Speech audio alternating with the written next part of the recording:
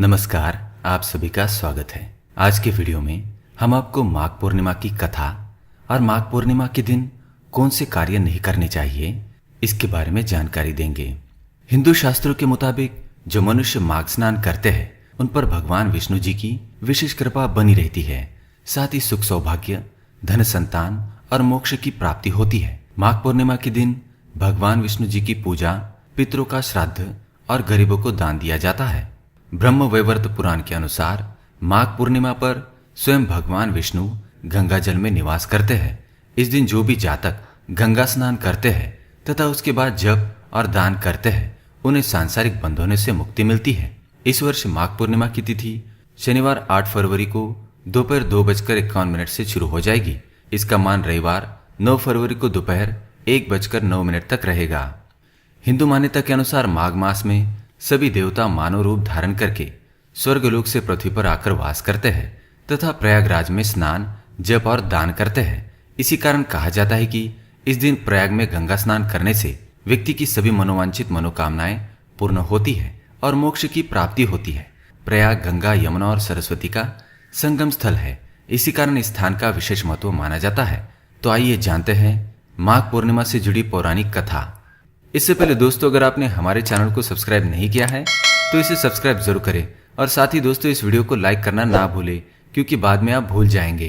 पौराणिक कथा के अनुसार नर्मदा नदी के तट पर शुभ्रवत नाम का एक विद्वान ब्राह्मण रहता था, लेकिन वह बहुत ही लालची था। इस ब्राह्मण का लक्ष्य किसी भी तरह का धन कमाना था और ऐसा करते करते वो भ्रष्ट हो गया था। वह लोगों से बात बात पर दक्षिणा मांगता था, राजाओं की झूठी प्रशंसा कर उनसे धन की कामना करता था। इसी प्रकार से वो धन कमाने के लिए कई तरह के पाप करने लगा और ऐसा करते करते वो ब्राह्मण समय से पहले ही वृद्ध दिखने लगा और कई सारी बीमारियों की चपेट में आ गया। इसी बीच उसे अंतर्ज्ञान हुआ कि उसने उसका पूरा जीवन धन कमाने में बिता दिया है।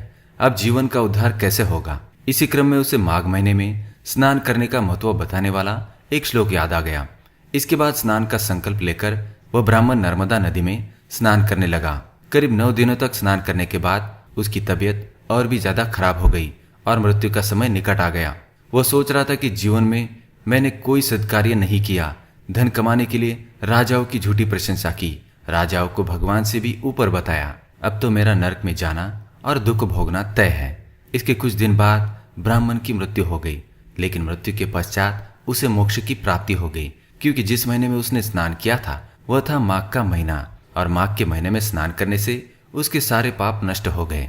इसी कारण से माघ के महीने में स्नान का बड़ा ही महत्व माना जाता है, क्योंकि इस दिन जल में स्वयं भगवान विष्णु जी का वास होता है। और एक मान्यता के अनुसार माना जाता है कि इसी दिन से कलयुग की शुरुआत हुई थी। महीने भर से चल रहा कल्पवास इसी दिन संपन्न होता है। पूरे माघ के महीने में श्रद्धालु नदी के तट पर कल्पवास व तप करते हैं। ब्रह्म वैवर्त पुराण के अनुसार माघ पूर्णिमा के मुहूर्त में स्नान करने से ब्रह्मलोक और वैकुंठ की प्राप्ति होती है। इस दिन महाकुंभ में स्नान करने से मोक्ष की प्राप्ति होती है। इस दिन चंद्रमा भी अपनी 16 कलाओं से शोभायमान होते हैं। पूर्ण चंद्रमा अमृत वर्षा करते हैं, जिसका अंश वृक्षों, नदियों, जलाशय और वनस्पतियों पर पड़ता है। तो दोस्तों आइए जानते हैं माघ पूर्णिमा के दिन हमें कौन से काम नहीं करने चाहिए। पहला कार्य है देर तक सोना। शास्त्रों के अनुसार देर तक सोना आलस्य की निशानी है। माघ पूर्णिमा के दिन देर तक सोने की मनाही की गई है।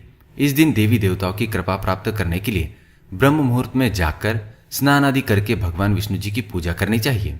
दूसरी बात है घर को साफ रखें। मान्यताओं के अनुसार अपने घर को इस दिन गंदा नहीं रखना चाहिए, क्योंकि ऐसा रखने से नकारात्मक ऊर्जा का वास आपके घर में हो सकता है। कलयुग का प्रारंभ इसी दिन हुआ था, इसलिए इस दिन घर को स्वच्छ रखें। घर से कचरा निकालकर दूर फेंका है। घर के अंदर कचरा ना रखे। घर के अंदर किसी भी तरह की टूटी फूटी चीज भी ना रखे। तीसरी बात, काले वस्त्र। भूलकर भी काले वस्त्र माघ पूर्णिमा के दिन नहीं पहनने चाहिए। इस दिन काले वस्त्र पहनने को वर्जित माना गया है। इस दिन पीले रंग के वस्त्र पहनना बड़ा ही शुभ माना जाता है। चौथी बात है, प्रेम प्रसंग ना बनाए। इस दिन पति पत्नी को पवित्र रहना चाहिए। इस दिन कोई भी घृणित कार्य ना करे। पति पत्नी को इस दिन भूल से भी संबंध नहीं बनाना चाहिए। अगर आप इस दिन संबंध बनाते हैं तो आपको जीवन में कई सारी परेशानियों का सामना करना पड़ सकता है। बाल नाखून ना काटे। बाल नाखून और शेविंग ये चीजें बिल्कुल भी इस दिन नहीं करनी चाहिए। इन चीजों को इस दिन करना वर्जित माना गया है। अपमान ना करे। घर के बुजुर्गों का अपमान माघ पूर्णिमा के दिन बिल्कुल भी ना करे। ऐसा करने से आप पर पितरों का क्रोध हो सकता है। किसी की निंदा ना करे। किसी की भी निंदा माघ पूर्णिमा के दिन नहीं करनी चाहिए। साथ ही अपशब्द भी किसी को ना बोले।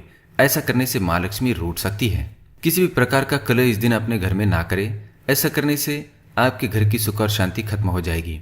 इस दिन द्वार पर आई गाय को रोटी अवश्य खिलाए। साथ ही द्वार पर आए भिक्षुक को दान अवश्य करे। इस दिन दान का भी बड़ा ही महत्व है। तो दोस्तों, ये थे वो काम जो हमें माघ पूर्णिमा के दिन नहीं करनी चाहिए। ये जानकारी आपको पसंद आई तो वीडियो को लाइक करें, कमेंट करें और अपने दोस्तों के साथ शेयर करें। साथ ही हमारे चैनल वास्तु टिप्स को सब्सक्राइब करना ना भूलें।